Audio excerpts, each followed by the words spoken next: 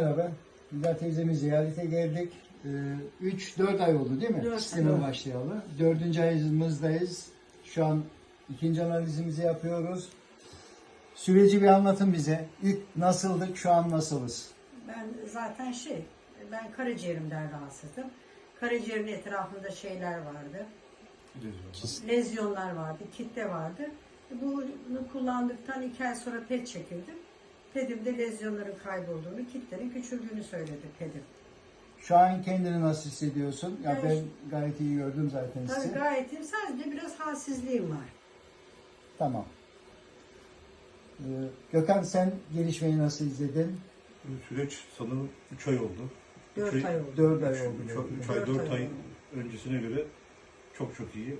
Tabii. Yani sanırım yani bu gidişte herhalde bir 2 ay sonra tamamen İnşallah. geçmiş olacağız. Yok, Şubat ayına dedi ben çok duygulandım ya. Allah izin ederse Ocak, Şubat'ta inşallah diğer Evet, renkli evet. göreceğiz yani. İnşallah. Gayet daha iyi İkinci- olacak. Bu ay Pedim. sonunda şimdi Aralık'ta PET'im var. İşte onu bekliyoruz biz Onu de. bekliyoruz zaten. PET'im var. He, onu bekliyorsunuz. Aynen.